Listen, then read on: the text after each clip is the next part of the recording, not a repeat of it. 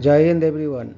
Welcome to my YouTube channel which is Explore Yourselves, Banking and General Knowledge etc. Please subscribe to the channel and also please do like and share and leave your suggestions in the comment section. I am honoring the Indian Air Force on 8th October 2024 as they celebrate their 92nd anniversary. Motto of Indian Air Force: Touch the sky with glory.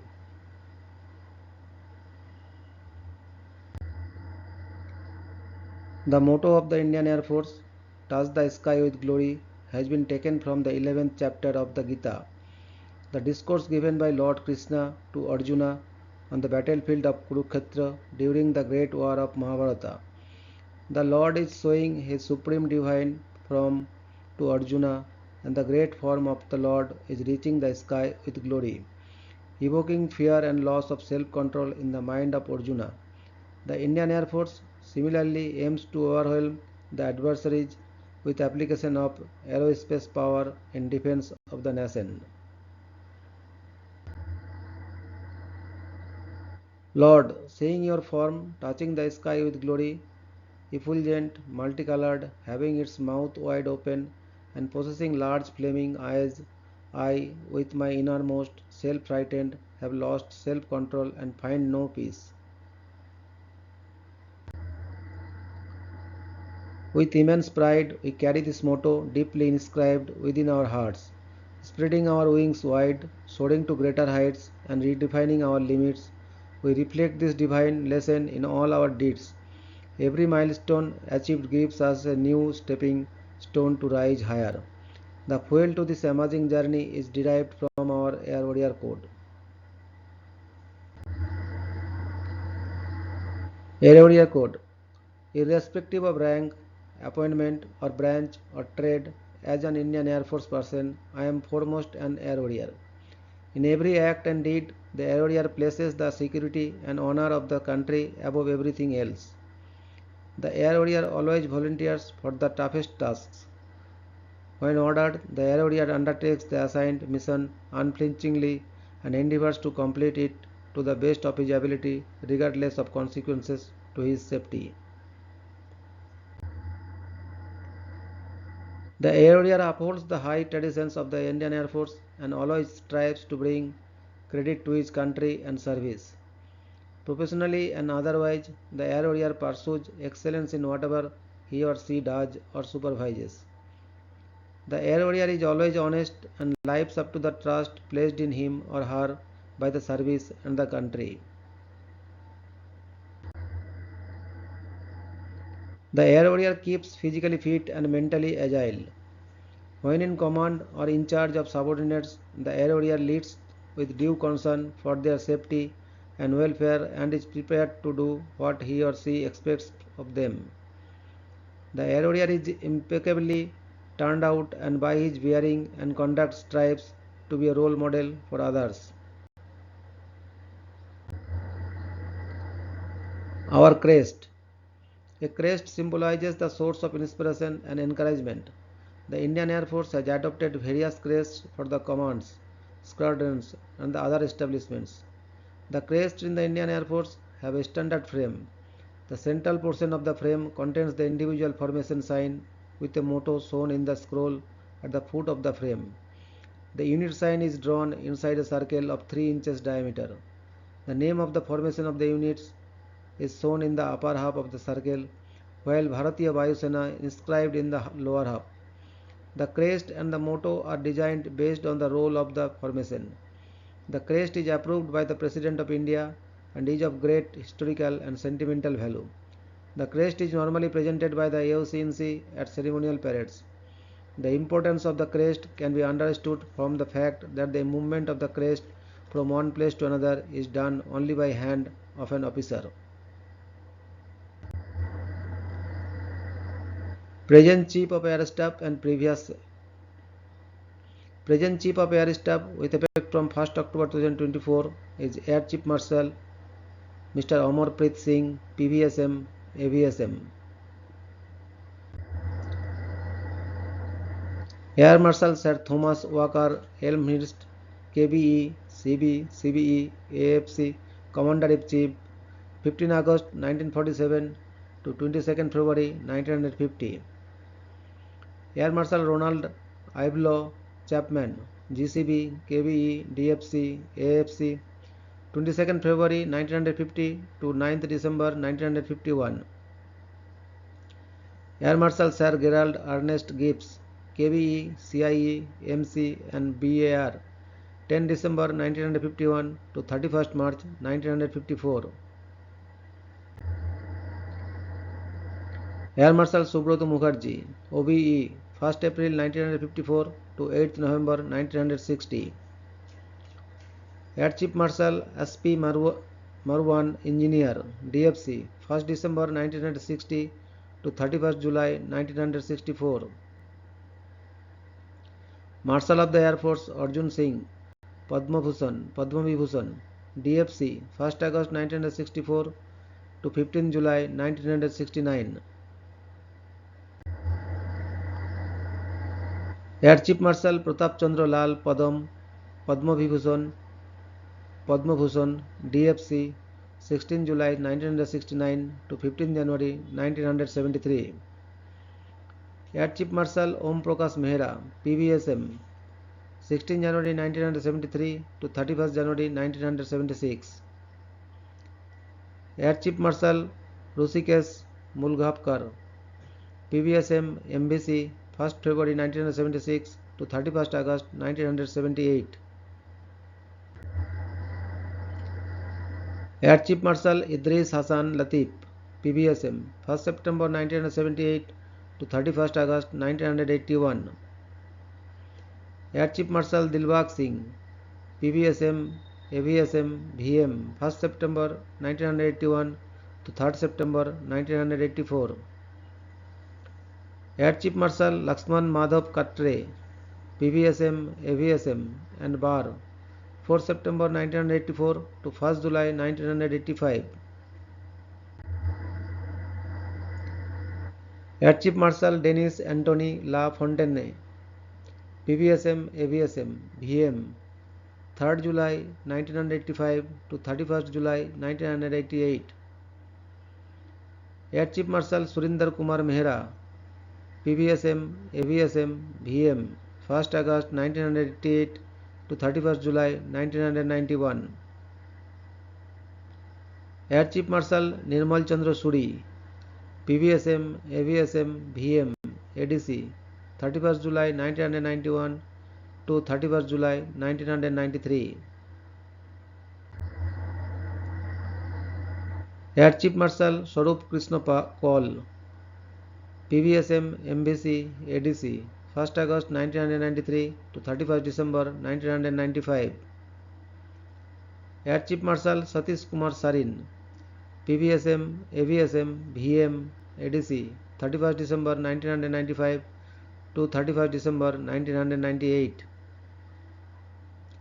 Air Chief Marshal Anil Jaswant Tipnis, PVSM, AVSM, VM, ADC, 31st December 1998 to 31st December 2001. Air Chief Marshal S. Krishnasamy, PVSM, AVSM, VM and BAR, 31st December 2001 to 31st December 2004. Air Chief Marshal S.P. Tyagi, PVSM, AVSM, VM, ADC, 31st December 2004 to 31st March 2007. Air Chief Marshal F.H. Major, PVSM, AVSM, SC, VM, ADC, 31st March 2007 to 31st May 2009. Air Chief Marshal Pradeep Basant Naik, PVSM, VSM, ADC, 31st May 2009 to 31st July 2011. Air Chief Marshal N.A.K. Browne, PVSM, AVSM, VM, ADC, 2nd August 2011 to 31st December 2013. Air Chief Marshal Arup Raha, PVSM, AVSM, VM, ADC, 1st January 2014 to 31st December 2016. Air Chief Marshal B.S. Dhanua, PVSM, AVSM, YSM, VM, ADC, 1st January 2017 to 30th September 2019. Air Chief Marshal Rakesh Kumar Singh Bhaduria, PVSM, AVSM, VM, ADC, 30th September 2019 to 30th September 2021. Air Chief Marshal Vivek Ram Chaudhary, PVSM, AVSM, VM, ADC, 1st October 2021 to 30th September 2024. Our journey. The Indian Air Force was officially established on 8th October 1932. Its first AC flight came into being on 1st April 1933 with 6 RAF trained officers and 19 Hawaii Sipahis, air soldiers. The aircraft inventory consisted of 4 Westland Wapiti IIA Army Cooperation biplanes at Drake Road as the A flight nucleus of the planned No. 1 Army Cooperation Squadron. 4.5 years later, A flight was in action for the first time from Miransa in North Waziristan to support Indian Army operations against insurgent Bhitani tribesmen. Meanwhile, in April 1936, a B flight had also been formed on the vintage Wapti, but it was not until June 1938 that a C flight was raised to bring No. 1 Squadron ostensibly to full strength, and this remained the sole IAF formation when World War II began. Although personnel strength had by now risen to 16 officers and 662 men. Problems concerning the defence of India were reassessed in 1939 by the Chatfield Committee. It proposed the re-equipment of Royal Air Force squadrons based in India, but did not make any suggestions for accelerating the slow growth of Indian Air Force except for a scheme to raise 5 flights on a voluntary basis to assist in the defence of the principal ports. An Indian Air Force Volunteer Reserve was thus authorized, although equipping of the proposed Coastal Defence Flights (CDFs) was somewhat inhibited by aircraft availability. Nevertheless, 5 such flights were established, with No. 1 at Madras, No. 2 at Bombay, No. 3 at Calcutta, No. 4 at Karachi, and No. 5 at Cochin. No. 6 was later formed at Visakhapatnam, built up around a nucleus of regular Indian Air Force and Royal Air Force personnel. These flights were issued with both ex-Royal Air Force Waptis and those relinquished by No. 1 Squadron Indian Air Force after its conversion to the Hawker Hart. In the event, within a year, the squadron was to revert back to the Wapti because of spare shortages, the aged Westland biplanes being supplemented by a flight of Odaxes.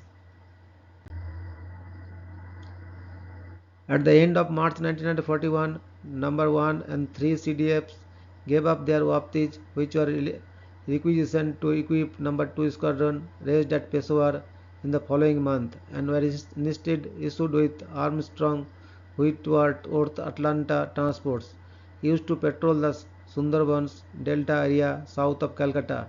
No. 2 CDF had meanwhile received requisitioned DH-89 Dragon Rapides for convoy and coastal patrol, while No. 5 CDF took on strength a single DH-86 which it used to patrol the west of Cape Comorin and the Malabar coast. Meanwhile, the creation of a training structure in India became imperative, and Royal Air Force flying structures were assigned to flying clubs to instruct Indian Air Force volunteer reserve cadets on Tiger Moths. 364 pupils were to receive elementary flying training at 7 clubs in British India and 2 in various princely states by the end of 1941. Some comparative modernity was infused in August 1941 when No. 1 Squadron began conversion to the Westland Legionnaire at Drake Road, the unit being presented with a full establishment of 12 Legionnaires at Peshawar by the Bombay War Gifts Fund in the following November. No. 2 Squadron had converted from the Wapti to the Odax in September 1941 and number 1 and on 1st October number 3 squadron, similarly ordnance equipped, was raised at Peshawar. The Indian Air Force VR was now inducted into the regular Indian Air Force. The individual flights initially retaining their coastal defense status, but with Japan's entry into the war in December, number 4 flight with 4 Waptis and 2 Odaxes was dispatched to Burma to operate from Molmen. Unfortunately, 4 of the flight's 6 aircraft were promptly lost to Japanese bombing, and late in January 1942, number 4 flight gave place in Molmen to number 3 flight, which had meanwhile re-equipped with 4 ex-Royal Air Force Blenheims. For a month, these Blenheims provided the sole air cover for ships arriving at Rangoon Harbour. On 1st February 1942, No. 1 Squadron arrived in Burma with its Legenders, flying tactical rescue missions from Toungoo before transferring to Mingaladon with a flight deployed at Lasio. Indian Air Force personnel were soon hanging pairs of 250-pound bombs on each of their Legenders with these flew low-level unescorted missions against the principal Japanese 20 air bases at Mae Hangsuan, Chiang Mai and Chiang Rai in Thailand.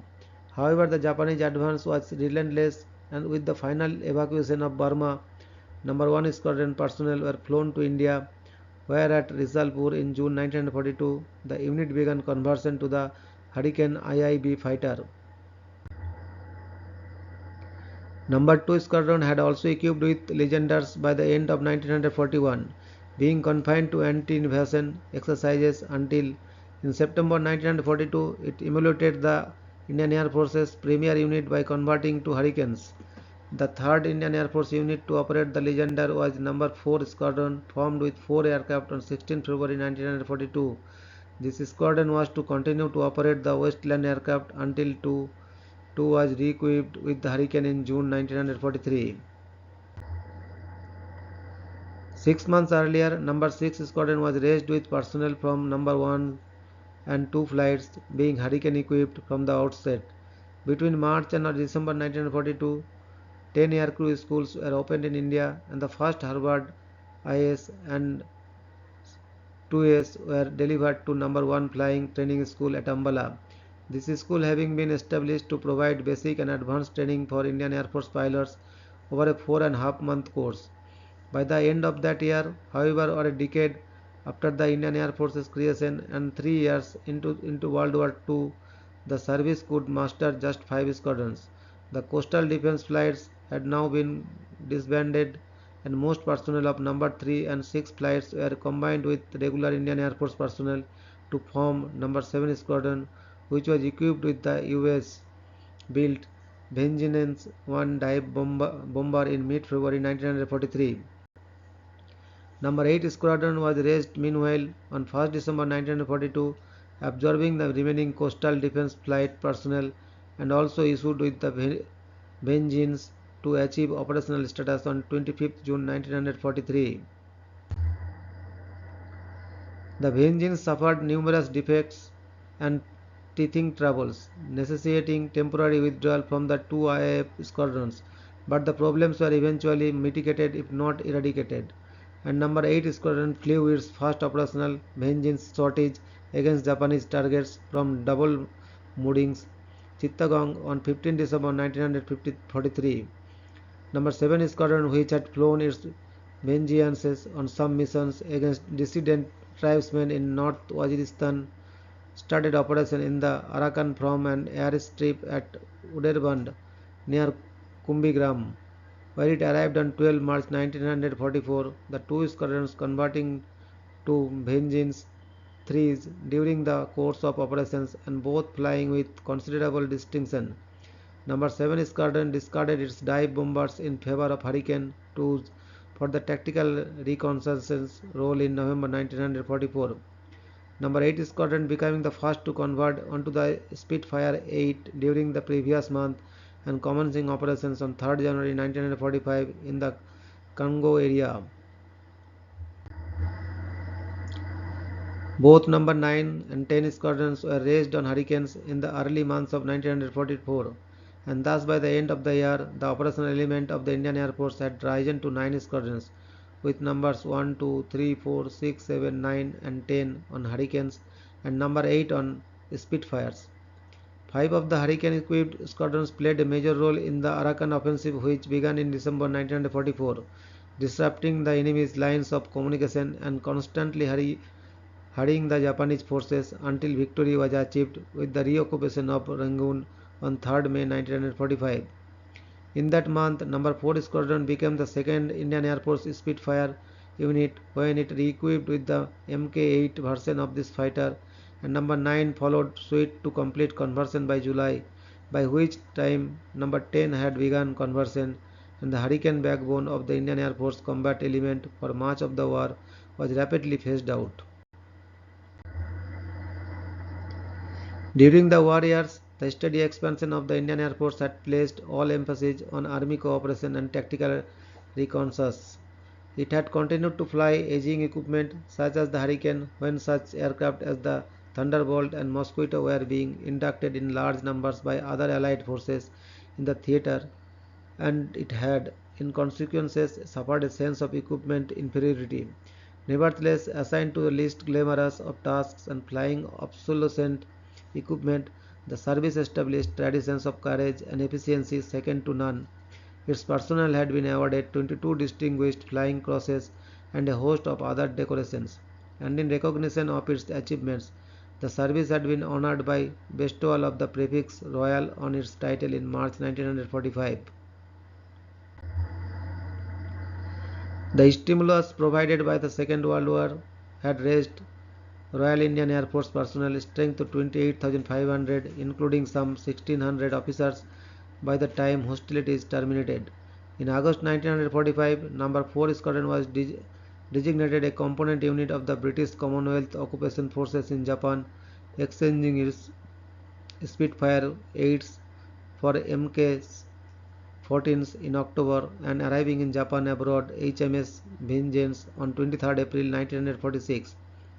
Meanwhile, from late 1945, the remaining Hurricane-equipped Royal Indian Air Force fighter squadrons converted to the Spitfire at Kohat, Samungli and Risalpur, and by mid-1946, the entire Royal Indian Air Force fighter force was Spitfire-equipped.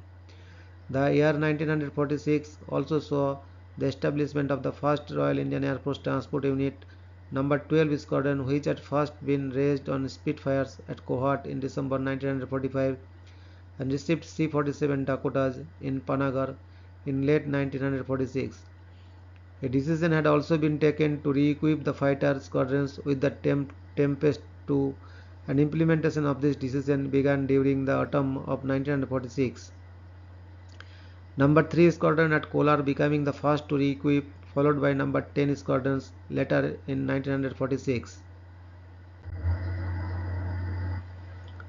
Personnel strength had meanwhile been virtually halved to some 14,000 officers and men in the post-war rundown, but the British authorities had made their own assessment of India's post-war defence needs.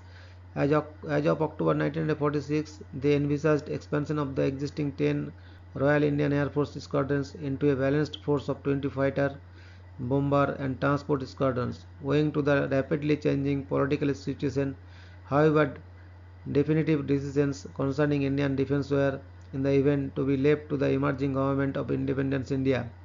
No. 4 Squadron converted to the Tempest II upon its return to India from Japan, and No. 7 and 8 Squadrons were relinquished their Spitfires for the more efficacious Tempest fighter during the summer of 1947. No. 1 and 9 Squadrons too received Tempest IIs at this time, but on 15 August 1947, and with the division of both India and its armed forces, these units stood down and their equipment was transferred to the newly created Royal Pakistan Air Force. Thus, the principal components of the Royal Indian Air Force at partition were No. 3, 4, 7, 8 and 10 squadrons with Tempests, No. 2 Squadron with Spitfires and No. 12 Squadron with C-47s, plus No. 1 Air Observation Flight, the establishment of which with AOP Oster 4s, 5s and 6s coincided with independence. Number 6 Squadron, which had been in process of converting from Spitfires to C-47s at Drigg Road, had been stood down and its transports transferred to Pakistan. The Royal Indian Air Force had lost many permanent bases and other establishments as a result of the division of the country, but was to have virtually no breathing space in which to recover from the surgery that had accompanied partition before the service was to find itself once more firing its guns in earnest. On 27 October 1947, No. 12 Squadron was to initiate the remarkable feat of airlifting the first six from Palam onto the rough and dusty Srinagar airstrip without planning or reconnaissance as the initial Indian response to the sizable insurgent forces that were pouring across the border into Jammu and Kashmir. On 30th October, the first Spitfires from the Advanced Flying School at Ambala reached Srinagar and were soon engaged in strafing the raiders beyond Pattan. Within a week, the Tempests of No. 7 Squadron were playing a decisive role in the Battle of Silateng, which halted the forward momentum of the insurgents. The fighting was to continue for 15 months, with heavy Royal Indian Air Force involvement throughout, a ceasefire eventually coming into force on 1st January 1949. But despite being continuously on an operational footing throughout this period, the reorganization and modernization of the service continued unabated. The Combined Services Headquarters had meanwhile been separated for command purposes and Air Headquarters was established in New Delhi. This included the Operational and Training Commands, Number 1 Operational Group having been formed to supervise all Royal Indian Air Force units and their support elements engaged in the campaign in Jammu and Kashmir. Number 2 Squadron had re-equipped with Spitfire 18s in the interim and Number 9 Squadron re-raced on this type. Number 101 Photo Reconnaissance Flight was formed in January 1948 on Spitfire PRMK 19s. This unit achieved full squadron status in April 1950. To make up for the attrition suffered in the Kashmir operations, a further batch of Tempest 2s was procured from the UK in December 1948. The same year witnessed various equipment changes, one of which was to have a profound effect on the composition of the Royal Indian Air Force. The service, wishing to establish a heavy bombing element, contracted with HAL to reconstruct a force of B-24 Liberators from the mouldering remains of nearly 100 ex-USAF bombers of this type at the immense care and maintenance unit depot at Kanpur. Despite the skepticism on the part of the US and British advisors concerning the feasibility of the scheme, the first half dozen HAL reconditioned B-24s were ready by November 1948, and on the 17th of that month, No. 5 Squadron was formed with these heavy bombers. Later in early 1950, No. 6 Squadron was to reform at Pune, also with B-24s, while No. 16 Squadron was to be established to provide backup training on the type. To supplement the Tiger Moths, apprentice basic trainers were delivered to the Royal Indian Air Force during the course of 1948, eventually to see service at Jodhpur, Tambaram and Ambala. But truly epoch-making in so far as the service was concerned was the arrival in India of three Vampire FMK-3 jet fighters on 4th November 1948. These were the precursors of more than 400 Vampires of various types that were procured by the service over the following years. The achievement of operational status on the Vampire FB Mk-52 by No. 7 Squadron in the following year was to give the Royal Indian Air Force the distinction of becoming the first Asian air arm to operate jets. In January 1950, India became a republic within the British Commonwealth and the Indian Air Force dropped its royal prefix. At this time, it possessed 6 fighter squadrons of Spitfires, Vampires and Tempests operating from Kanpur, Pune, Ambala and Palam, 1 B-24 bomber squadron, 1 C-47 Dakota transport squadron, 1 AOV flight, a communications squadron at Palam and a growing training organization. Training adhered closely to the pattern established by the Royal Air Force, most instructors having graduated from the CFS in the UK, in addition to No. 1 Flying Training School at Hyderabad with Tiger Moths and Harvards and No. 2 FTS at Jodhpur with apprentices, and Harvards. There were Indian Air Force colleges at Begumpet, Coimbatore, and Jodhpur. Licensed manufacture of the de Havilland Vampire had been initiated by HAL, which, after building a batch from imported major assemblies, went on to manufacture a further 250. In addition, 60 Vampire TMK-55s were to be built, of which 10 were assembled from imported kits. Number 2, 3 and 8 squadron followed number 7 squadron on the Vampire, but extraordinarily 1951 also saw the formation of the last piston engine fighter combat unit when number 14 squadron was raised on the Spitfire Mk-18. Vampire NF Mk-54 two-seat night fighters were obtained in May 1953 to re-equip number 10 squadron at Palam, thus endowing night intercept capability upon the Indian Air Force for the first time. At this time, relations between India and Pakistan were again steadily deteriorating, and the Indian Air Force, its combat strength virtually unchanged since partition in 1947, was scarcely ready for any full-scale conflict. Plans were accordingly framed for major expansion during the period 1953 to 57, and the government began to seek non-traditional and alternative sources of combat aircraft procurement. Selection of the Dassault Ouragan fighter from France at this time reflected the decision to initiate diversification of supply sources. The first four of over 100 Ouragans, or Tufanis as they were to become known in the Indian Air Force, reached Palam from France on 24th October 1953, and this type re-equipped number 8 and 3 and 4 squadrons in that order. The Tufanis were eventually to be passed on to newly raised units number 29 and 47 squadrons, with the re-equipment in 1957 of numbers 3 and 8 squadrons with the Mystère IVA from the same Gallic stable. Re-equipment of the combat units necessarily assumed an overriding priority in view of the growth of what were seen as threats to India's integrity, but expansion of airlift capability was also vital. A second transport squadron, number 11, had been formed on C-47 Dakotas in September 1951, and considerable enhancement of the service's logistic support capacity was heralded by procurement of 26 Fairchild C-199G packets from the United States, which reached India by the end of 1954. Rapidly to assume the status of an airlift backbone, the C-119Gs were issued to number 12 Squadron, which for some years operated them in concert with the C-47s, the older transports eventually passing to a newly raised unit, number 43 Squadron. A second batch of 29 C-119Gs was obtained in July 1960, and the transport fleet was further augmented by another 24 C-119Gs in May 1963 under US Emergency Military Aid.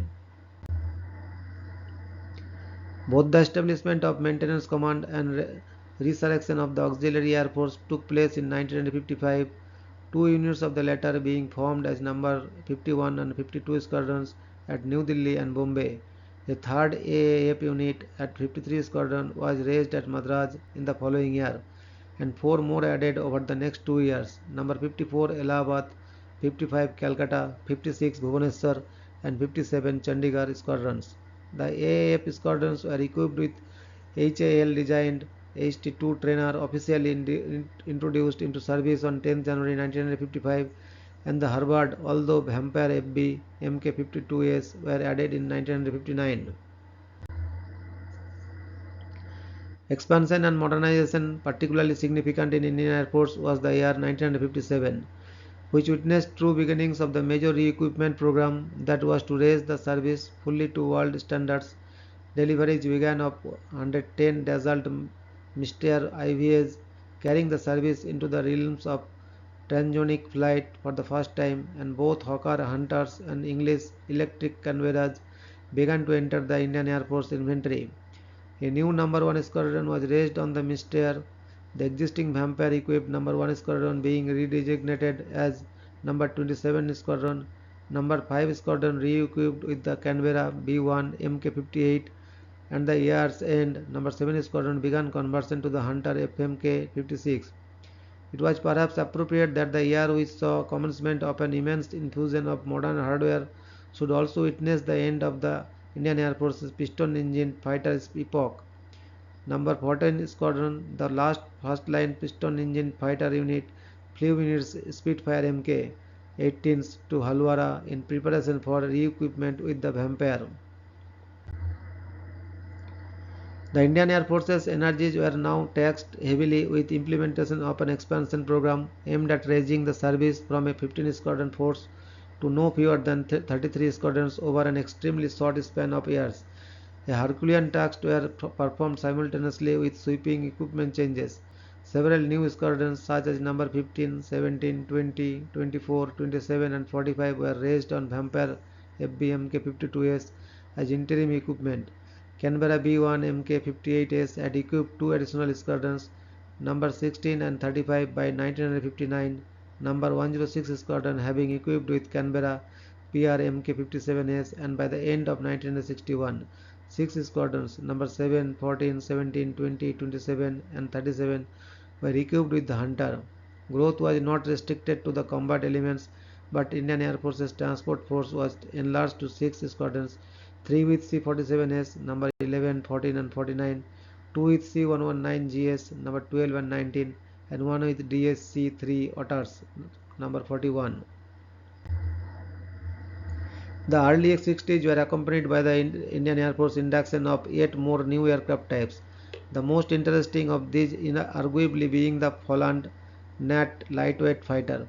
With its starting agility, the NAT proffered outstanding cost effectiveness, and during the mid-50s a license agreement was concluded for its manufacture by HAL following delivery of 23 complete aircraft and 20 sets of components by the parent company.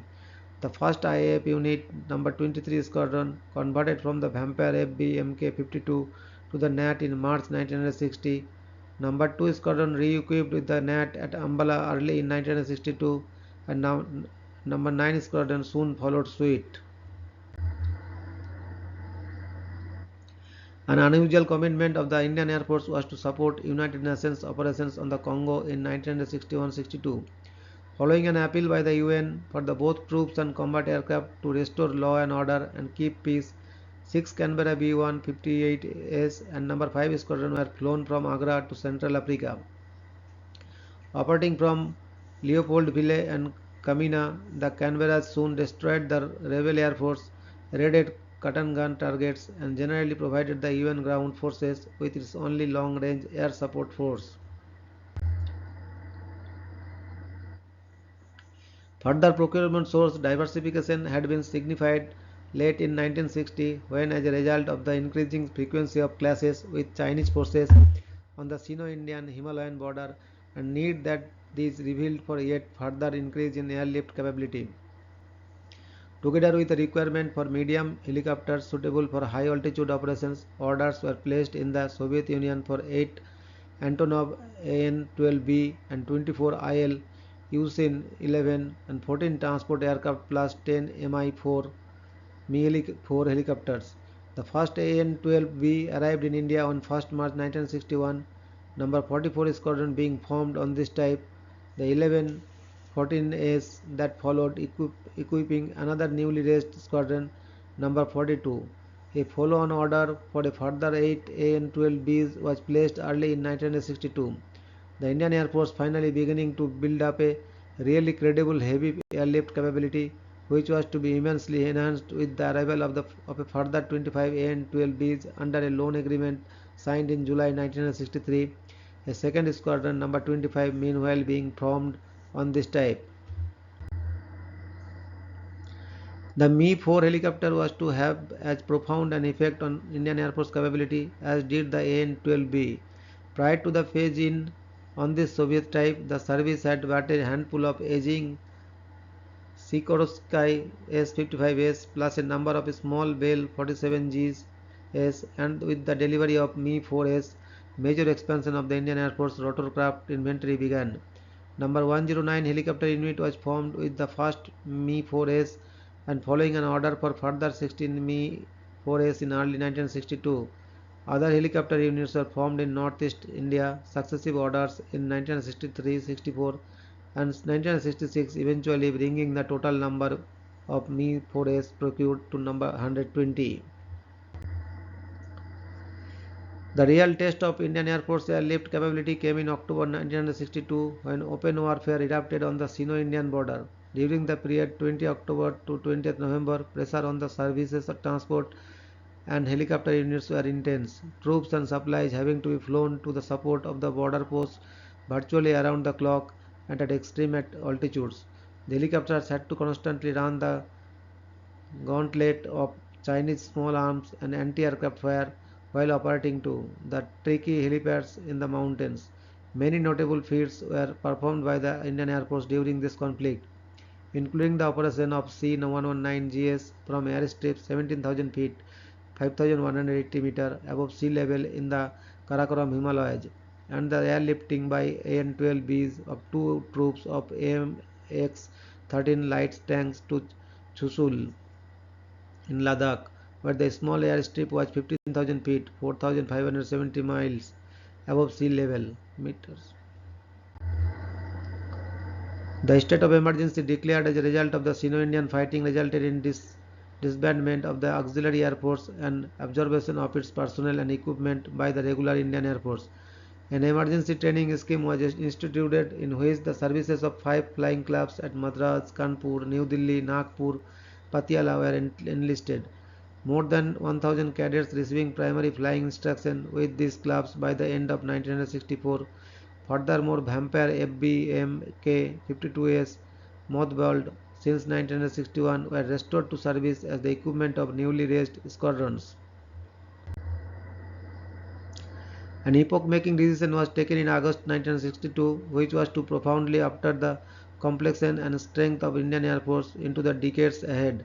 The Government of India signed protocols with the Soviet Union for the very first supply of combat aircraft and missiles for the Indian Air Force.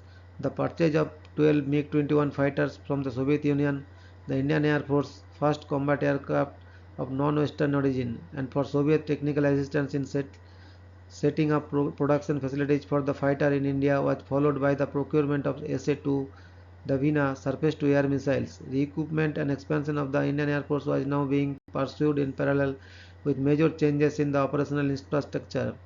Prior to the Sino-Indian conflict, the Indian Air Force had been geared to provide defense against attack from the west only, but appreciation of the vulnerability of the entire northern and eastern border had called for profound rethinking of the operational infrastructure. The Indian Air Force was expanding rapidly, its personnel strength of 28,000 officers and men at the time of the Sino-Indian conflict increasing by some two-thirds by end of 1964. But the manpower requirements of the 33rd Squadron Force had still to be implemented fully when the scheme was overtaken by even more ambitious expansion to a 45 Squadron Force, which was sanctioned by the government in October 1962. This calling for the raising of Indian Air Force personnel strength to some 1 lakh by the early 70s. Together with the arrival of successive batches of AN-12Bs from the Soviet Union and the third batch of C-119GS from the USA, the Indian Air Force began to receive the Canadian DAC-4 Caribou, two being presented to the service by the Canadian government as assistance in wake of the Sino-Indian conflict, and 16 more being ordered, with deliveries commencing in September 1963, resulting in the establishment of number 33 Squadron. It was now patently apparent that for a country of the immensity of India, a system of purely functional commands was impracticable, and that to cater for all potential threats, operational command would in future have to be exercised on a regional basis. Thus, the Indian periphery was divided into three for purposes of operational control: the Western, Central, and Eastern Air Commands, eventually emerging. However, in order to maintain uniform standards in training and maintenance, the training and maintenance commands were to remain functional. Tension between India and Pakistan had steadily escalated over the years, culminating on 1st September 1965 in a massive attack on the Cham sector by Pakistani forces. Possessing the initiative in having chosen the time and place to strike and enjoying overwhelming numerical superiority in the sector in both armor and troops, Pakistan posed a grave threat to Indian forces on the ground, and so, in response to urgent request for air strikes against Pakistani armor advancing in the Chams-Jaudian sector, Vampire FBMK-52s of No. 45 Squadron, at the time undergoing operational training at a forward base, mounted their first sortie at 17:45 hours on the first day of the conflict, and on their heels came the mistress of No. 3 and 31 squadrons operating from Pathankot. The Pakistani armored thrust was staggered. Indian Air Force nats proved their mettle in shooting down Pakistani Air Force average in this sector, the first of aerial victories being notched by No. 23 and 9 squadrons. Rapidly escalating full-scale warfare broke out on 6 September all along the international border between West Pakistan and India. In the days that followed, Indian Air Force Canberra raided the major Pakistani Air Force bases at Sargodha and Chaklala at night, flying 200 counter-air and interdiction missions against these and other Pakistani bases, including those at Akwal, Peshawar, Kohat, Chakjumra and Rizwalwala.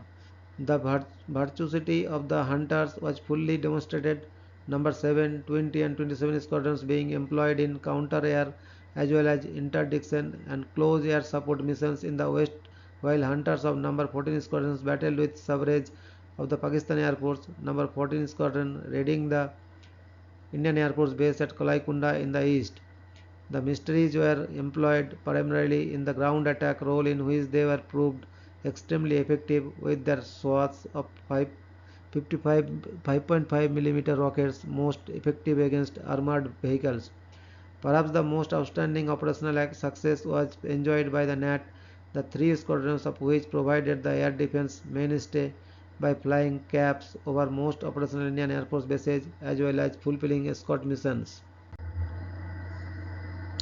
Indeed, such was its success, particularly against the F-86, that it was to earn the appellation of Sabre Slayer.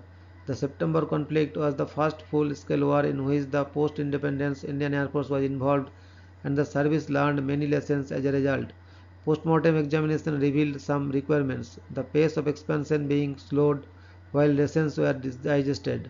It was realized that too much emphasis had been placed on quantity at some cost in quality in order to cater for the dictates of the very high tempo Indian Air Force expansion embarked upon following the Sino-Indian War.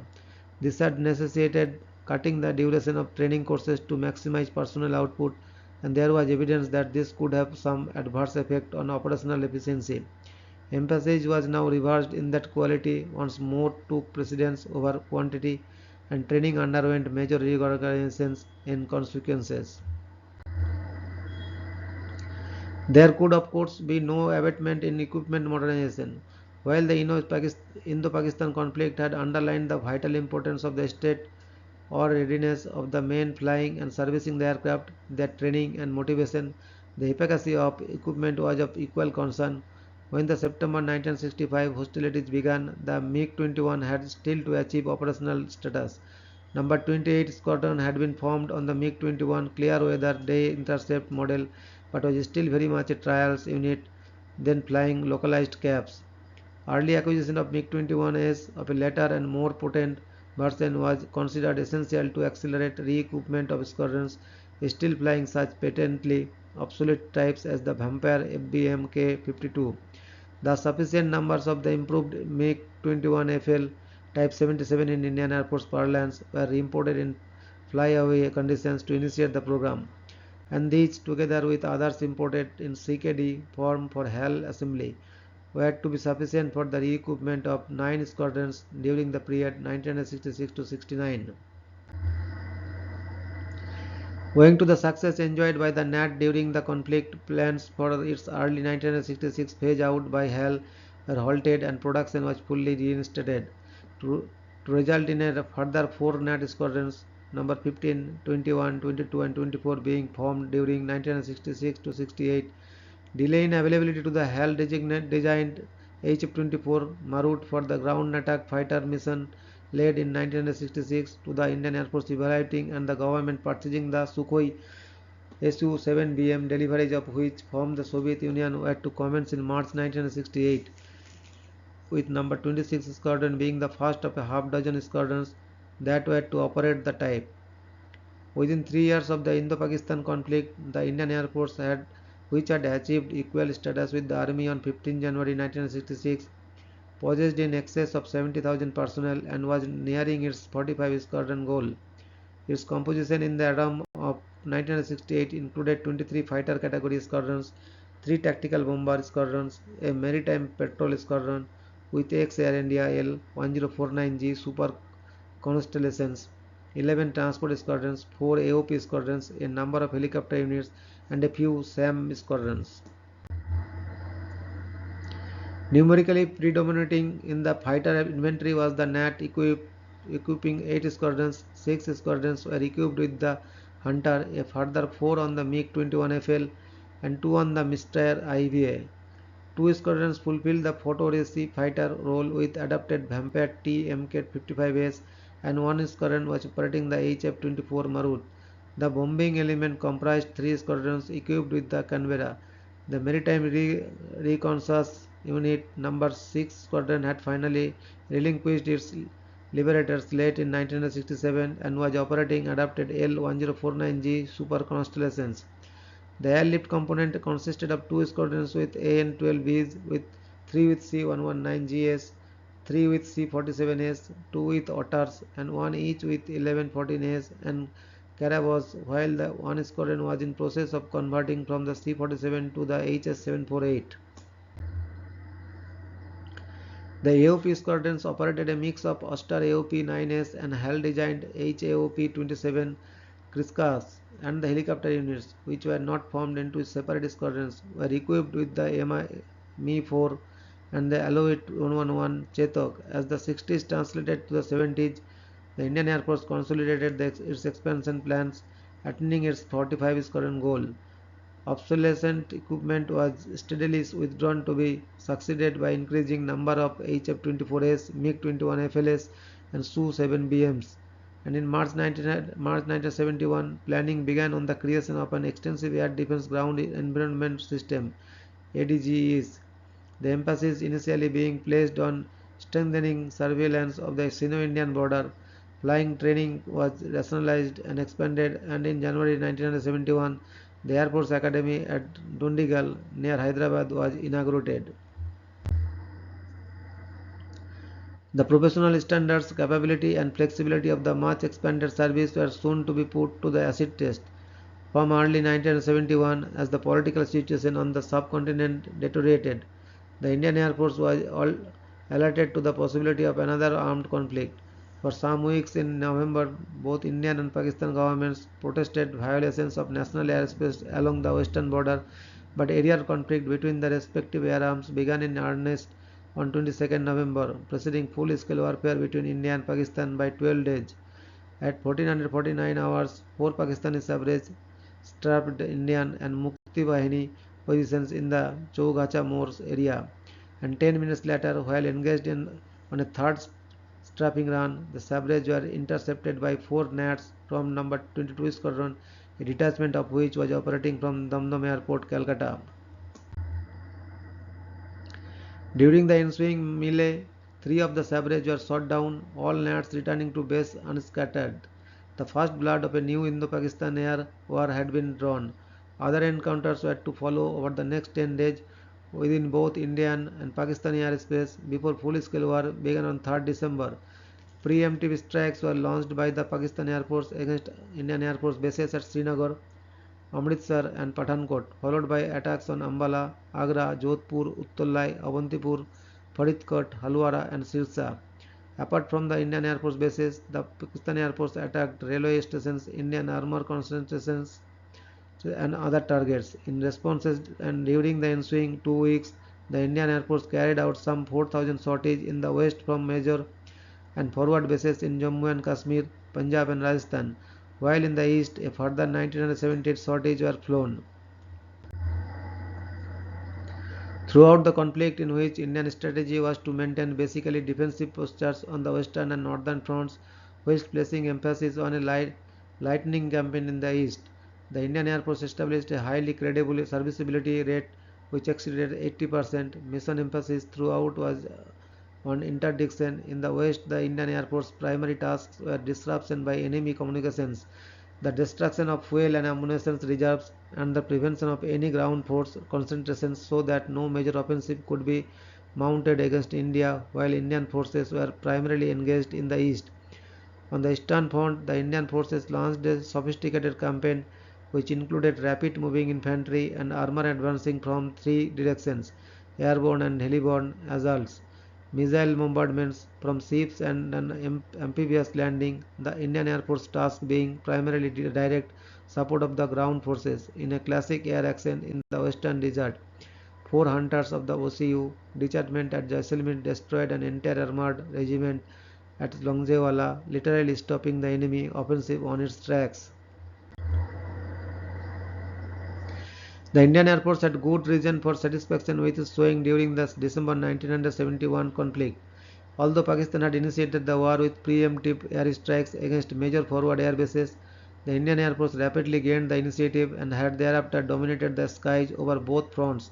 Admittedly, there had to be war losses, but the Indian Air Force flew many more sorties than its opponent, with interdiction missions predominating, and the bulk of the service's attrition was the result of intensive anti-aircraft fire.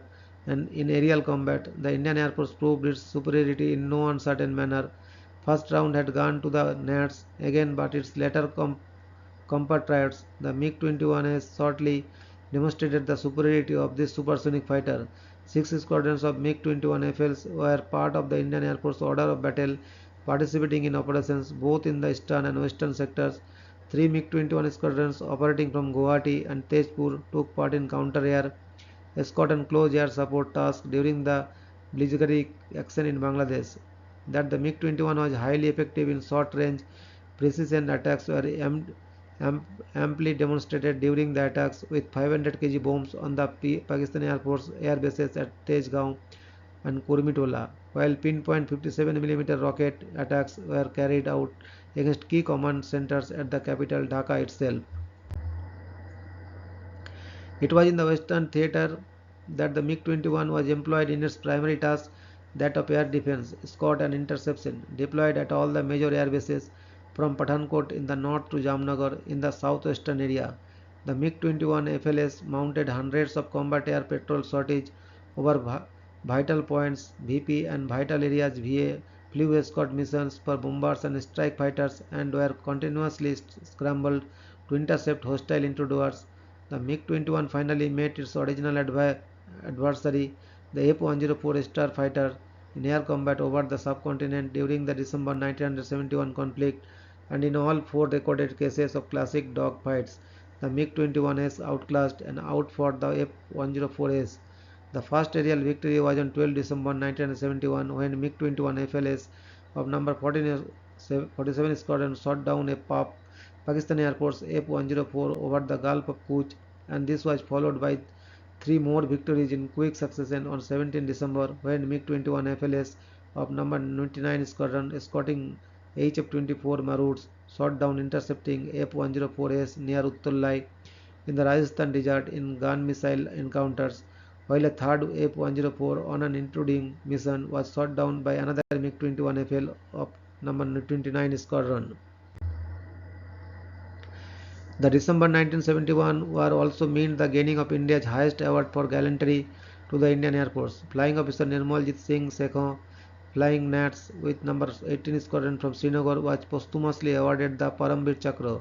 Notwithstanding the successful campaign of December 1971, which created both history and geography, the Indian Air Force had lessons to draw from subsequent analysis of the conflict, although for the most part these lessons dictated refinement rather than any fundamental change. Aircraft Systems Testing Establishment (AST), the Tactics and Air Combat Development Establishment (TACDE), and other specialist establishments continued to mature.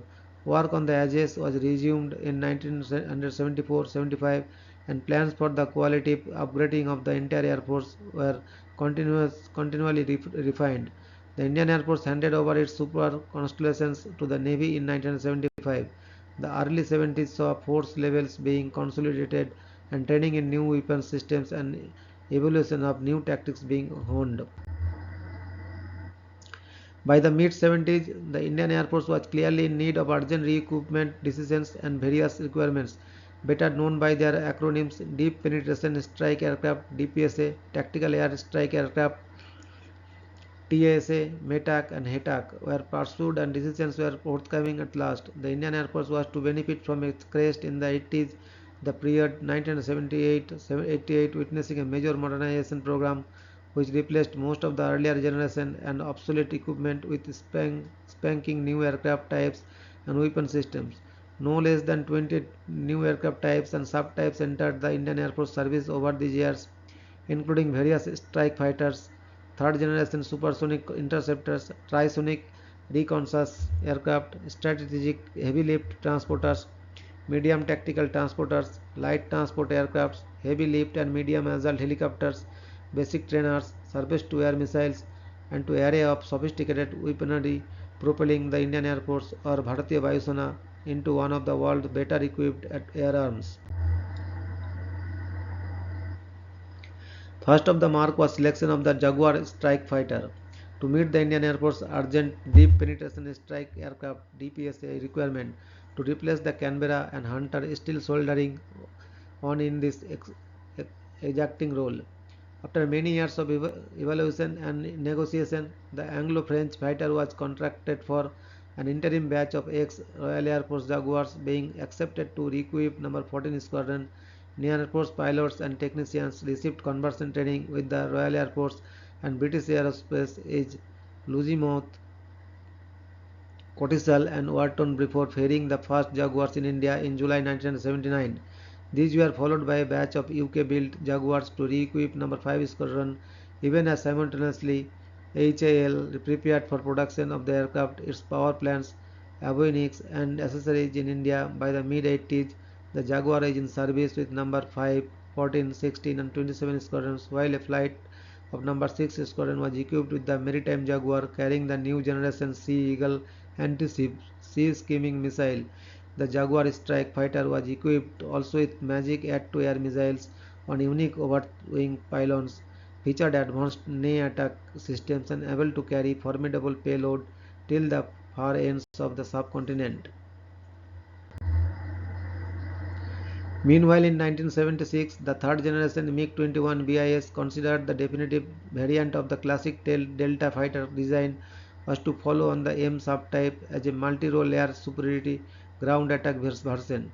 The MiG-21 BIS assumed the prime air defense mantle and sufficient numbers were required in 1976-77 to equip three squadrons number 15, 21, 23, formerly operating the Nat light fighter, with some 580 MiG-21s delivered by HAL and nearly 250 MiG-21s, including the two-seat operational trainers imported as flyaways. The type remained an immense asset for the Indian Air Force for over a quarter century.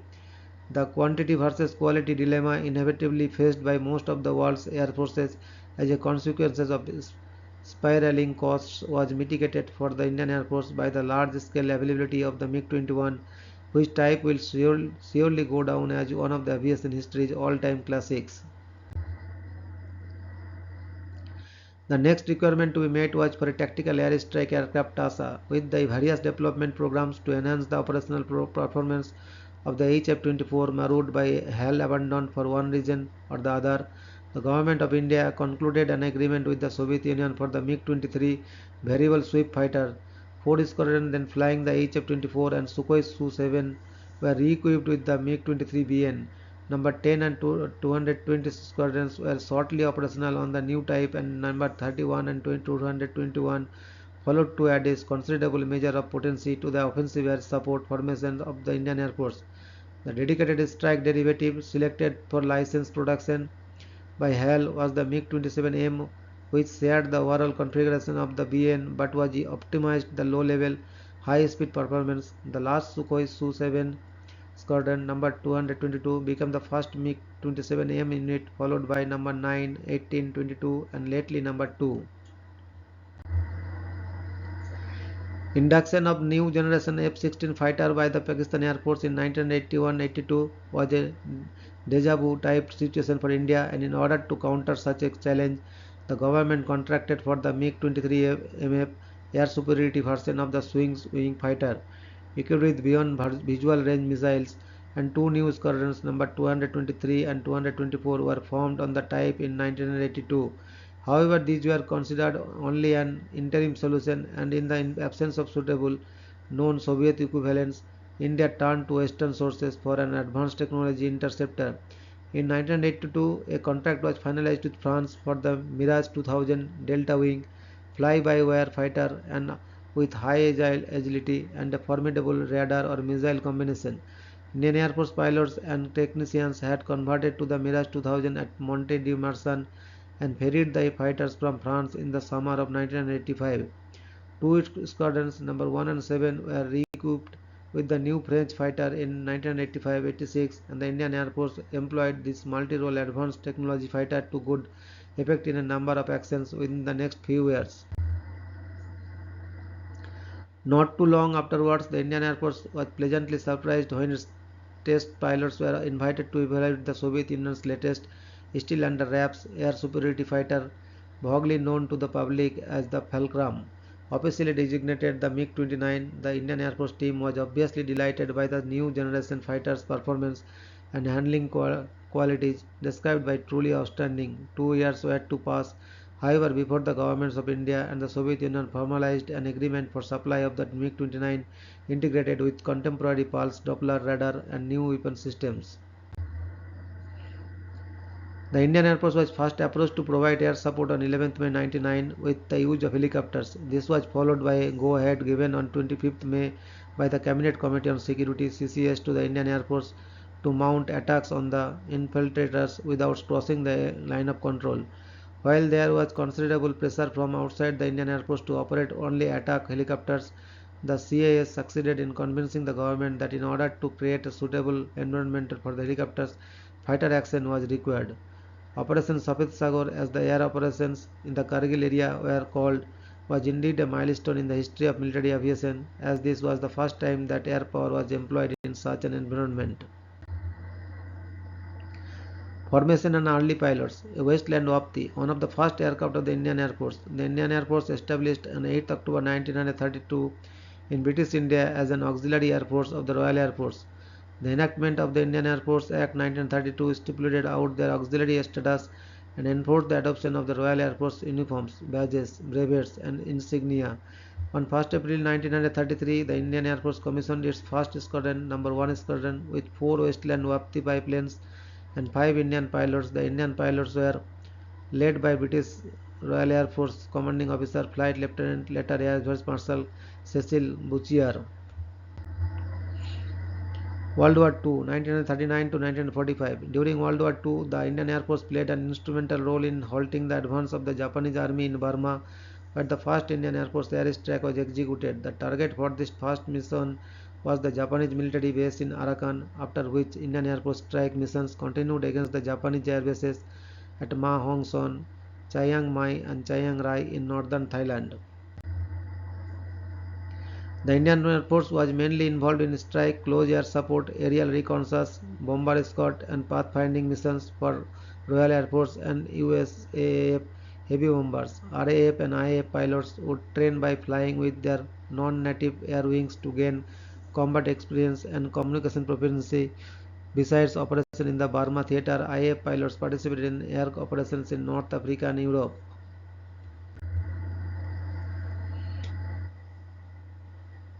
In addition to the Indian Air Force, many native Indians and some 200 Indians resident in Britain volunteered to join the Royal Air Force and Women's Auxiliary Air Force. One such volunteer was Sergeant Shailandra Eknath Sukthankar, who served as a navigator with the number 83 Squadron. Sukthankar was commissioned as an officer and on 14 September 1943 received the DFC. Squadron leader Sukthankar eventually completed 45 operations, 14 of them on board the Royal Air Force Museum's Avro Lancaster R5868. Another volunteer was Assistant Section Officer Noor Inayat Khan, a Muslim pacifist and Indian nationalist who joined the WAAF in November 1940 to fight against Nazism. Noor Khan served bravely as a secret agent with the Special Operations Executive SOE in France, but was eventually betrayed and captured. Many of these Indian airmen were seconded or transferred to the expanding Indian Air Force, such as Squadron Leader Mahendra Singh Pujji, DFC, who led No. 4 Squadron Indian Air Force in Burma. During the war, the Indian Air Force experienced a phase of steady expansion. New aircraft added to the fleet included the US-built Vultee Vengeance, Douglas Dakota, and British Hawker Hurricane, Supermarine Spitfire, and Westland Legender. In recognition of the valiant service by the Indian Air Force, King George VI conferred the prefix Royal in the 1945. Thereafter, the Indian Air Force was referred to as the Royal Indian Air Force. In 1950, when India became a republic, the prefix was dropped and it reverted to being the Indian Air Force. First year of independence, 1947 to 1950. After it became independent from the British Empire in 1947, British India was partitioned into the new states of the Dominion of India and Dominion of Pakistan. Along the lines of the geographical partition, the assets of the Air Force were divided between the new countries. India's Air Force maintained the name of the Royal Indian Air Force, but the 3 of the 10 operational squadrons and the facilities located within the borders of Pakistan were transferred to the Royal Pakistan Air Force. The Royal Indian Air Force roundel was changed to an interim chakra roundel derived from the Ashoka Chakra. Around the same time, conflict broke out between them over the control of the princely state of Jammu and Kashmir. With Pakistani forces moving into the state, its Maharaja decided to accede to India in order to receive military help. The day after the instrument of accession was signed, the Royal Indian Air Force was called upon to transport troops into the war zone, and this was when a good management of logistics came into help. This led to the eruption of the full-scale war between India and Pakistan, though there was no formal declaration of the war. During the war, the Royal Indian Air Force did not engage the Pakistani Air Force in air-to-air combat. However, a couple of Indian Air Force Tempest fighters did intercept a Pakistani Douglas DC-3 transport aircraft and tried to shoot it down, but the pilot of the DC-3, Mukhtar Ahmed Dogar, managed to evade the fighters. Other than that, it also provided effective transport and close air support to the Indian troops.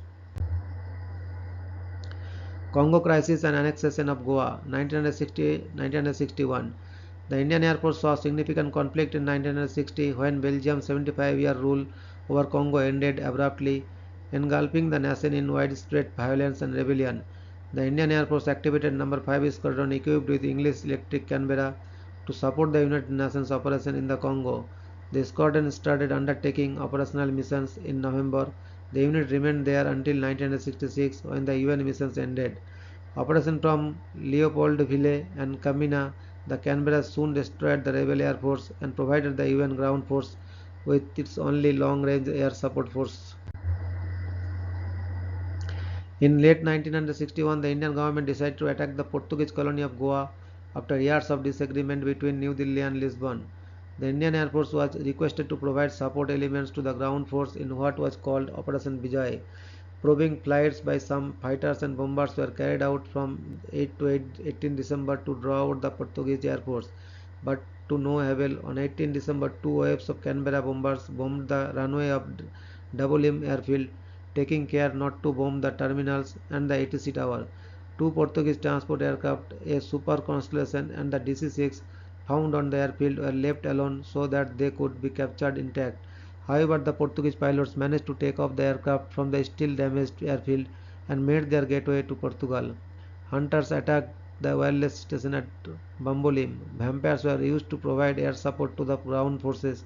In Daman, mysteries were used to strike Portuguese gun positions. Uragans called Tufanis in the Indian Air Force bombed the runways at Diu and destroyed the control tower, wireless station and the meteorological station. After the Portuguese surrendered, the former colony was integrated into India. Border disputes and changes in the Indian Air Force, 1962 to 1971. In 1962, border disagreements between China and India escalated into a war when China mobilized its troops across the Indian border. During the Sino-Indian War, India's military planners failed to deploy and effectively use the Indian Air Force against the invading Chinese forces. This resulted in India losing the significant amount of advantage to the Chinese, especially in Jammu and Kashmir. On 24th April 1965, an Indian Uragan strayed over the Pakistani border and was forced to land by Pakistani Lockheed F-104 Starfighter. The pilot was returned to India. However, the captured aircraft would be kept by the Pakistani Air Force and ended up being displayed at the Pakistani Air Force Museum in Peshawar. 3 years after the Sino-Indian conflict in 1965, Pakistan launched Operation Gilbert strategy of Pakistan to infiltrate Jammu and Kashmir and start a rebellion against Indian rule. This came to be known as the Second Kashmir War. This was the first time the Indian Air Force actively engaged an enemy air force. However, instead of providing close air support to the Indian Army, the Indian Air Force carried out independent raids against Pakistan Air Force bases. These bases were situated deep inside Pakistani territory, making Indian Air Force fighters vulnerable to anti-aircraft fire. During the course of the conflict, the Pakistani Air Force enjoyed technological superiority over the Indian Air Force and had achieved substantial strategic and tactical advantage due to the suddenness of the attack and advanced state of their air force. The Indian Air Force was restrained by the government from retaliating to Pakistani Air Force attacks in the eastern sector, while a substantive part of its combat force was deployed there and could not be transferred to the western sector against the possibility of Chinese intervention. Moreover, international event stipulations and norms did not permit military force to be introduced into the Indian state of J&K beyond what was agreed during the 1949 ceasefire. Despite this, the Indian Air Force was able to prevent the Pakistan Air Force from gaining air superiority over conflict zones. The small and nimble Indian Air Force Fallen Gnats proved effective against the F-86 average of the Pakistani Air Force, earning it the nickname Sabre Slayers. By the time the conflict had ended, the Indian Air Force lost 60 to 70 aircraft, while the Pakistani Air Force lost 43 aircraft. More than 60% of Indian Air Force aircraft losses took place in ground attack missions to enemy ground fire, since fighter bomber aircraft could carry out repeated dive attacks on the same target. According to Air Chief Marshal Arjun Singh of the Indian Air Force, despite having been qualitatively inferior, Indian Air Force achieved air superiority in 3 days in the 1965 war. After the 1965 war, the Indian Air Force underwent a series of changes to improve its capabilities. In 1966, the Para-Commandos Regiment was created to increase its logistics supply and rescue operations ability. The Indian Air Force inducted 72 HS-748s, which were built by Hindustan Aeronautics Limited (HAL) under license from Avro. India started to put more stress on indigenous manufacture of fighter aircraft. As a result, HAL HF-24 Marut, designed by the famed German aerospace engineer Kurt Tank, were inducted into the Air Force. HAL also started developing an improved version of the fallen gnat known as HAL Ajit. At the same time, the IAF also started inducting March II capable Soviet MiG-21 and Sukhoi Su-7 fighters. Bangladesh Liberation War 1971. By late 1971, the intensification of the independence movement in East Pakistan led to the Bangladesh Liberation War between India and Pakistan.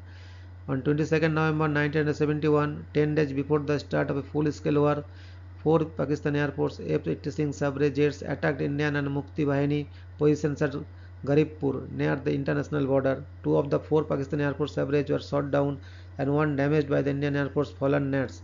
On 3rd December, India formally declared war against Pakistan following massive preemptive strikes by the Pakistani Air Force against Indian Air Force installations in Srinagar, Ambala, Sirsa, Halwara and Jodhpur. However, the Indian Air Force did not suffer significantly because the leadership had anticipated such a move and precautions were taken. The Indian Air Force was quick to respond to Pakistani air strikes, following which the Pakistani Air Force carried out mostly defensive sorties. Within the first 2 weeks, the Indian Air Force had carried out almost 12,000 sorties over East Pakistan and also provided close air support to the advancing Indian Army. Indian Air Force also assisted the Indian Navy in its operations against the Pakistani Navy in the Bay of Bengal and Arabian Sea. On the western front, the Indian Air Force destroyed more than 20 Pakistani tanks, 4 APCs and a supply train during the Battle of Langewala. The Indian Air Force undertook strategic bombing of West Pakistan by carrying out raids on oil installations in Karachi, the Mangla Dam and a gas plant in Sindh. Similar strategy was also deployed in East Pakistan as the Indian Air Force achieved complete air superiority on the eastern front. The ordnance factories, runways and other vital areas of East Pakistan were severely damaged. By the time Pakistani forces surrendered, the Indian Air Force destroyed 94 Pakistani Air Force aircraft. The IAF was able to conduct a wide range of missions, troop support, air combat, deep penetration strikes, paradropping behind enemy lines, feints to draw enemy fighters away from the actual target, bombing and reconnaissance. In contrast, the Pakistani Air Force, which was solely focused on air combat, was blown out of the subcontinent's skies within the first week of the war. Those Pakistani Air Force aircraft that survived took refuge at Iranian air bases or in concrete bunkers, refusing to offer a fight. Hostilities officially ended at 1430 GMT on 17 December. After the fall of Dhaka on 15 December, India claimed large gains of territory in West Pakistan, although pre-war boundaries were recognized after the war, and the independence of Pakistan's east wing as Bangladesh was confirmed. The Indian Air Force had flown over 16,000 sorties on both east and west fronts, including sorties by transport aircraft and helicopters, while the Pakistani Air Force flew about 30 and 208,040. More than 80% of the Indian Air Force sorties were close support and interdiction, and according to neutral assessments, about 45 Indian Air Force aircraft were lost, while Pakistan lost 75 aircraft, not including any F-6 Mirage 3s or the 6 Jordanian F-104As which failed to return to their donors. But the imbalance in air losses was explained by the Indian Air Force's considerably higher sortie rate and its emphasis on ground attack missions. On the ground, Pakistan suffered most, with 9,000 killed and 25,000 wounded, while India lost 3,000 dead and 12,000 wounded. The loss of armored vehicles was similarly imbalanced. This represented a major defeat for Pakistan. Towards the end of the war, Indian Air Force transport planes dropped leaflets over Dhaka, urging the Pakistani forces to surrender, demoralizing Pakistani troops in East Pakistan. Incidents before Kargil 1984 to 1988. In 1984, India launched Operation Meghdut to capture the Siachen Glacier in the contested Kashmir regions. In OP Meghdut, Indian Air Force's Mi-88 Chetak and Cheetah helicopters airlifted hundreds of Indian troops to Siachen, launched on 13 April 1984. This military operation was unique because of Siachen's inhospitable terrain and climate. The military action was successful given the fact that under a previous agreement neither Pakistan nor India had stationed any personnel in the area. With India's successful Operation Meghdut, it gained control of the Siachen Glacier. India has established control over all of the 70 kilometers 43-mile long Siachen Glacier and all of its tributary glaciers, as well as the three main passes of the Saltoro Ridge immediately west of the glacier, Siale, Bilafond and Gayong La. Pakistan controls the glacial valleys immediately west of the Saltoro Ridge. According to the Time magazine, India gained more than 3,000 square kilometers, 1,000 square mile of territory because of the military operation in Siachen. Following the inability to negotiate an end to the Sri Lankan civil war and to provide humanitarian aid through an unarmed convoy of ships, the Indian government decided to carry out an airdrop of the humanitarian supplies on the evening of 4th June 1987, designated Operation Pumalai, Tamil Garland or Eagle Mission 4. 5 AN-32s escorted by 4 Mirage 2000 of 7 Squadron Indian Air Force.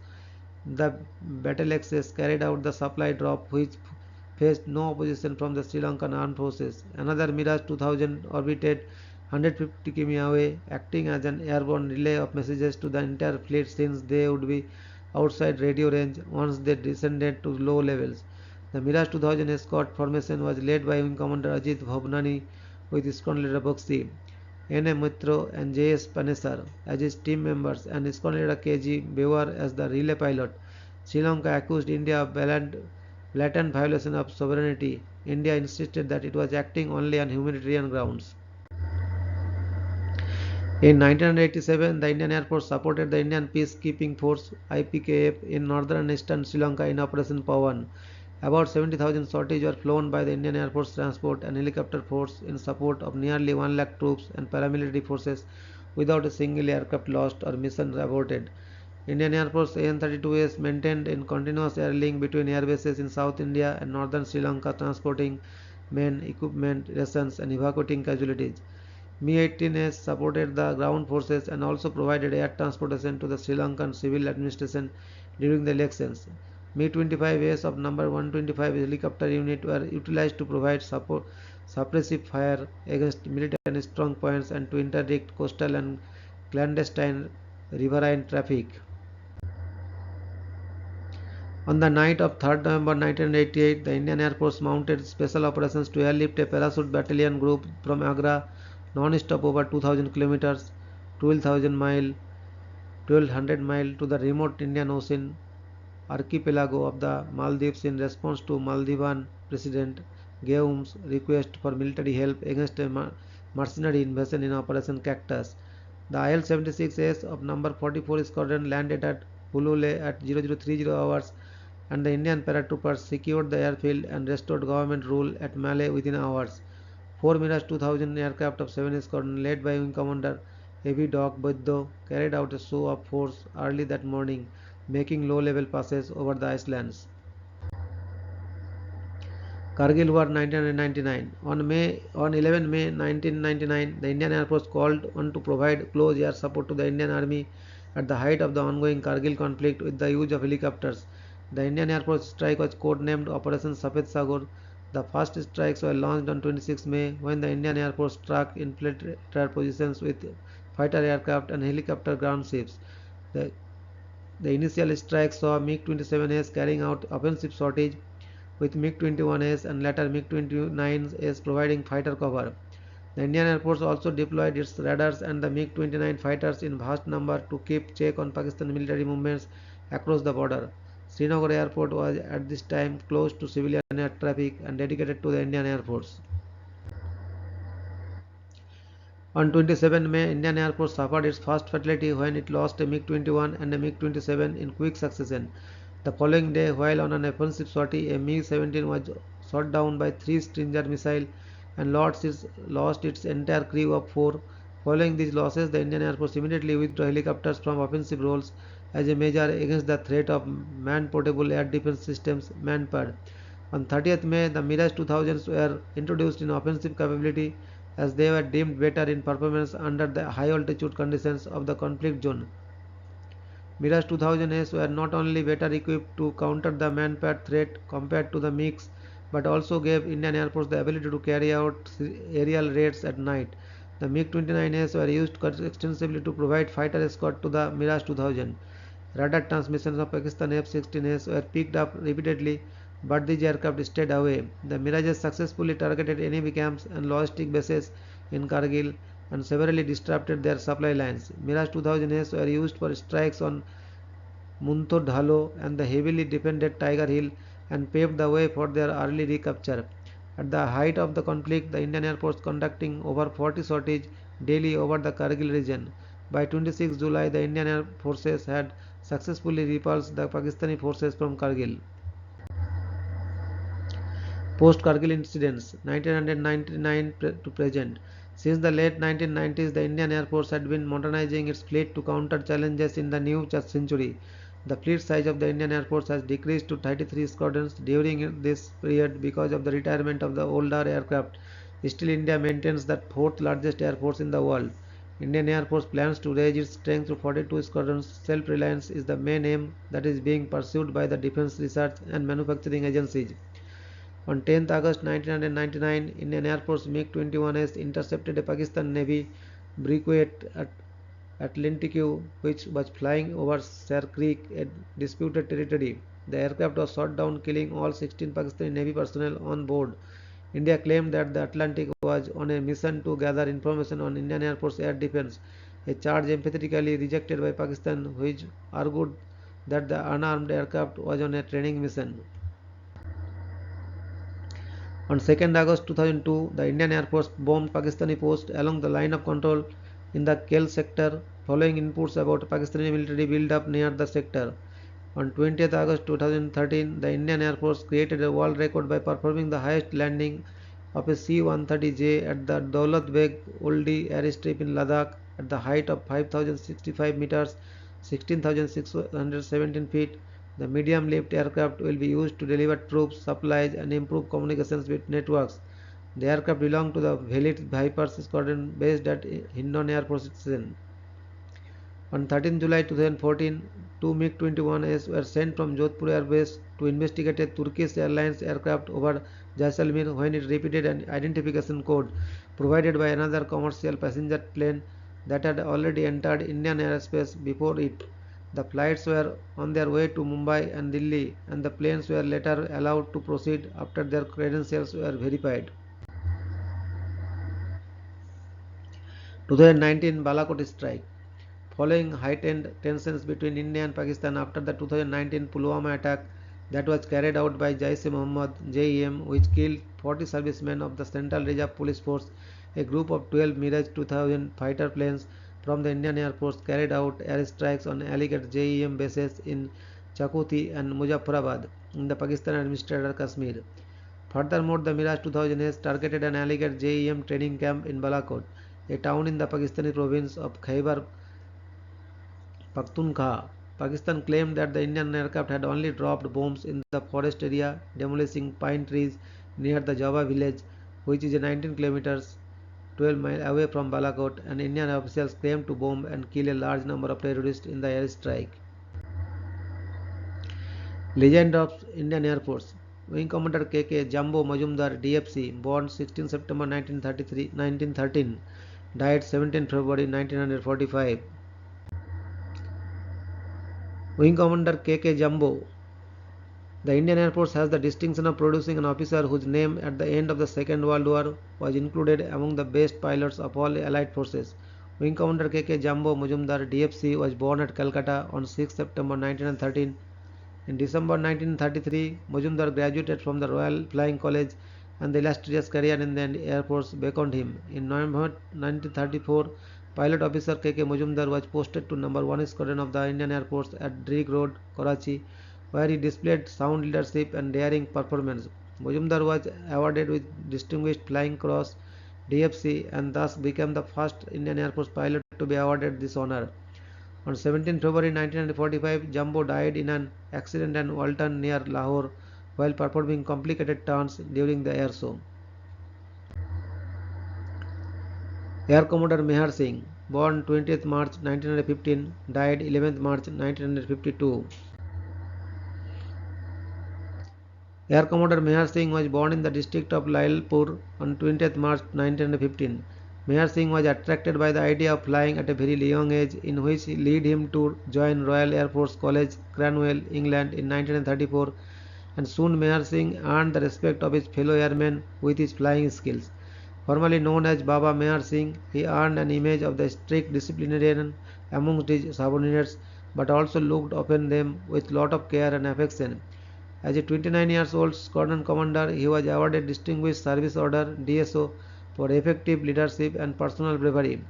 Out of his many achievements, the mission led by Baba Meher Singh carrying the first contingent of Indian Army in a Dakota aircraft to Srinagar in 1948 is the most memorable. Baba Meher Singh retired in 1948 from the Indian Air Force. His life was cut short when he died in an air crash on 11 March 1952. Air Marshal Subroto Mukherjee, born 5th March 1911, died 8th November 1960. Subroto Mukherjee was the youngest child of a close-knit and well-known Bengali family. At the age of 18, he was one of the first 6 Indian boys selected to undergo 2 years of flying training at the Royal Air Force College, Cranwell. On 8 October 1932, he was one of the 6 Indian cadets who received their commission. He became the first Indian to command a flight, a squadron, a station, and finally the service itself. He participated in NWF peak operation in 1942 and was mentioned in dispatches. In June 1945, he was awarded with Order of the British Empire Military Division. He took over as the Commander-in-Chief of the Indian Air Force in the year 1954. He passed away in the year 1960. Flying Officer Nirmaljit Singh Sekho, born 17 July 1943, died 14 December 1971. Flying Officer Nirmaljit Singh Sekho was born on 17 July 1943 in the village of Rurka in Ludhiana district, Punjab. He was the son of Honorary Flight Lieutenant Taralochon Singh Sekho. He was commissioned into the flying branch of the Indian Air Force on 4 June 1967. He was posthumously awarded the Paramveer Chakra, India's highest military decoration, in recognition of his lone defense of Srinagar Air Base, flying a net against subrage during a Pakistani air raid in the Indo-Pakistan War of 1971. Air Vice Marshal Harjinder Singh, born 4th February 1909, died 6th September 1971. Harjinder Singh joined the Indian Air Force as a Hawaii Sipahi, a rank lower than that of a soldier. He got commissioned in the Royal Air Force on 3rd September 1942. One of his main initiatives was the construction of an aircraft at Indian Air Force Station Kanpur in early 1958. He was an engineering genius who had a vision ahead of his time. He rose to the rank of Air Vice Marshal and became the first Commander-in-Chief of the prestigious Maintenance Command at Kanpur. He passed away untimely on 6 September 1971. Air Chief Marshal Pratap Chandra Lal, born 6 December 1916 to died 4 August 1982. Air Chief Marshal Pratap Chandra Lal was born in December 1916 at Allahabad in a family of lawyers. He had an early interest in aviation and became the youngest Indian to earn amateur pilot's license at the age of 17. In January 1934, the outbreak of war in 1939 resulted in the expansion of Royal Indian Air Force, and all those with pilot's license were invited to join up. Hence began his glorious journey in the Indian Air Force. He served the Indian Air Force from 1939 until his retirement in 1973. During his illustrious career, he commanded No. 7 Squadron in the Burma campaign, was AUC-INC of Headquarters Western Air Command, Managing Director and Chairman of HAL, the VCS, and the Chief of Air Staff during the Indo-Pakistan War of 1971. He was awarded the Distinguished Flying Cross, the Padma Bhushan, and the Padma Vibhushan. After his retirement from the Indian Air Force, he served as the Joint Chairman of Indian Airlines and Air India till 1980. Air Chief Marshal Pratap Chandra Lal passed away in 1982. Air Chief Marshal Om Prakash Mehra, born 19 January 1919, died 8 November 2015. Air Chief Marshal Om Prakash Mehra was born on 19 January 1919 at Lahore. He finished schooling at the Central Model School in 1933 and joined Government College University, Lahore. After a short spell of flying Tiger Moths at the Northern India Flying Club, Walton, he joined the Royal Indian Air Force as pilot officer in 30th November 1940. During his stint in the Indian Air Force, he commanded the prestigious 1 Squadron and served as Commandant Elementary Flying Training School at Ambala. In 1963, he took over as AUC-INC Maintenance Command, in which capacity he served during the 1965 war. He served as Deputy Chief of Air Staff before taking over as Chairman Hindustan Aeronautics Limited. On 15 January 1973, he took over as the Chief of Air Staff, succeeding Air Chief Marshal P.C. Lal. He was recipient of Padma Vibhushan and went on to serve as a Governor of Maharashtra 1980 and later as Governor of Rajasthan 1982. Air Chief Marshal Dilbagh Singh, born 10 March 1926, died 9 February 2001. Air Chief Marshal Dilbagh Singh was born on 10 March 1926 at Gurdaspur district, Punjab. He was commissioned in the Royal Indian Air Force as a pilot in 1944. His operational flying career spanned from the Spitfire to raising the first MiG-21 squadron in India. He had earlier made the first official supersonic bang over India in New Delhi when the Mystère 4A was showcased for a public demonstration. He commanded 2 squadrons flying Spitfire 18 and 1 squadron flying the Mystère 4A and also Air Force Base Lohegaon. He held the appointment of AUC-INC Western Air Command before he took over as the Chief of the Air Staff from 1981 to 1984. After retirement, he went on to serve as India's ambassador to Brazil from 1985 to 1987. He passed away in February 2001. Air Chief Marshal Idris Hassan Latif, born 9 June 1923 to died 27 June 2008. Air Chief Marshal Idris Hassan Latif was born on 9 June 1923 at Hyderabad. He was educated at prestigious Nizam College, Hyderabad. He was commissioned into a Royal Indian Air Force in 1942 and took part in the Burma campaign on the Arakan front during World War II. He served as the air attaché at the Indian Embassy in Washington DC and held the dual responsibility of India Air Attaché to the Indian Air High Commissioner's office in Canada. In his stint with the Indian Air Force, he held key appointments of SEAS plans, AOA, AOC-INC Central Air Command and Maintenance Command. VCS, and was appointed Chief of the Air Staff in 1978. After retirement from the Indian Air Force, he served as Governor of Maharashtra and as an Indian ambassador to France. He passed away on 27 June 2008. Air Chief Marshal Lakshman Madhav Katre, born 26 January 1927, died 1st July 1985. Air Chief Marshal Lakshman Madhav Katre was born on 26 January 1927 in Madras. He was commissioned on 9 April 1945 and started his illustrious career in Indian Air Force as a pilot officer in 1 Squadron. Later on, he commanded 17 Squadron and 7 Squadron. He served as Commandant Air Force Academy, Dundigal, where he expanded the facilities to cater for the training of ground duty branches and reoriented the flying activity for advanced training on jet aircraft. He served as AOC-INC Eastern Air Command and subsequently AOC-INC Western Air Command. He took over as Chief of Air Staff on 4 September 1984. He passed away untimely on 1st July 1985 while still in harness.